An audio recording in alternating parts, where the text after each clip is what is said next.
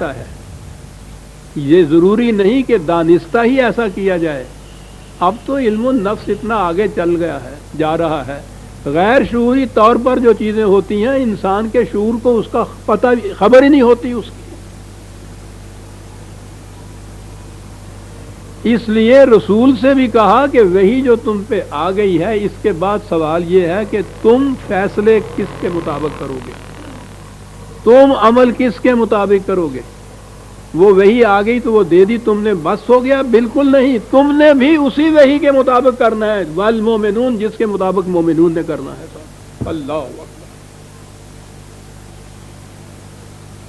وحی کی آبجیکٹیوٹی کی اہمیت کو قرآن نے اس انداز سے بیان کیا کہ صاحب وحی سے بھی کہا کہ تمہیں بھی اپنی وحی پہ ایمان لانا ہوگا. یہ ایمان کیا؟ یہ جو میں نے ابھی عرض کہا ہے. ایمان کے معنی ہے قرآن کی روح سے کہ جس بات کو حق سمجھے اس کے مطابق پھر عمل کرے. رسول سے بھی یہ کہا گیا کہ اب آگے جو فیصلہ کرنا ہے تم نے یا خود عمل کرنا ہے تم نے، تو وہ اس وحی کے مطابق کیا جائے گا. اور پھر جو قرآن نے نبی اکرم صلی اللہ علیہ وسلم کا فریضہ بتایا، یعلمہم الکتاب والحکمہ، اور آگے ہے یزکیہم. یہ ہے اصل چیز. تعلیم کتاب و حکمت تو ہے، اور میں نے کہا کہ علم بڑا ضروری ہے کسی نقصان دہ چیز کے نقصان دہ ثابت ہونے کے لیے، تسلیم کرنے کے لیے. دل کو اطمینان دماغ کو ہوتا ہے اگر علم و بصیرت کی روح سے یہ سمجھا جائے کہ یہ واقع نقصان دہ ہے. لیکن وہ ضروری نہیں کہ جو دماغی طور پہ ٹھیک سمجھا ہوا اس کے مطابق عمل بھی کرے. عمل تو آگے ہوتا ہے، جسے کہا کہ وہ دل کے اندر اترنے والی بات جو ہے وہ یہ چیز ہو. یعلمہم الکتاب والحکمہ، وہ قانون، اور اس کا اب پھر بات وقت نہیں ہے ورنہ میں عرض کرتا کہ حکمت انٹلیکٹ میں اور ریزن میں کتنا فرق ہوتا ہے. ہمارے ہاں تو لفظ نہیں ہے ہماری زبان میں.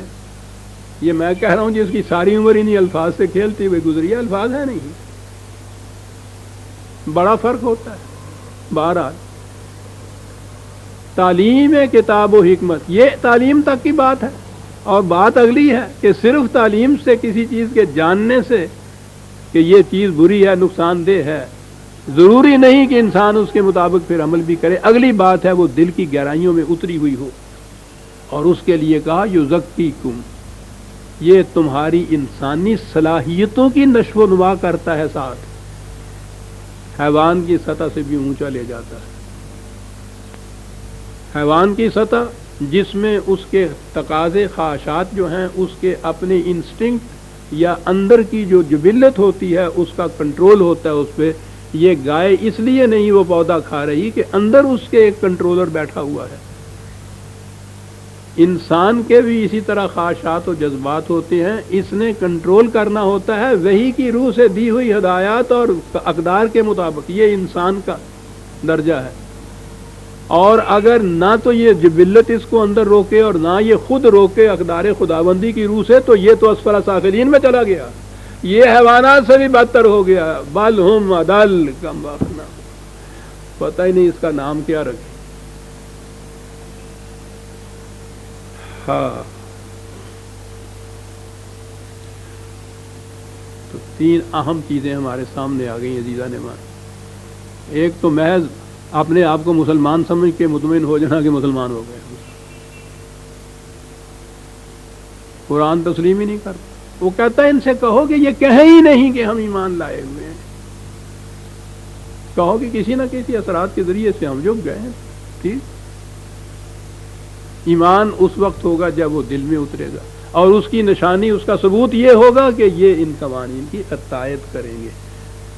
تو قوانین کی اطاعت جو ہے وہ ہے ثبوت ایمان کی صداقت کا. اولئک هم الصادقون کہا، یہ ہیں جو صادق ہیں اپنے دعوی ایمان کے اندر. دو آیتیں تو آگے ہیں ابھی اس سورت کی، لیکن وقت ہو گیا ہے. اتنی جلدی کیوں کی جائے، آئندہ لے لیں گے. سمجھ لیے یار، زندہ صحبت باقی. ہم سورہ الحجرات کی 2 آیتیں لے رہے ہیں. 16ویں آیت سے آئندہ ہم شروع کریں گے. ربنا تقبل منا انک انت السمیع العلیم.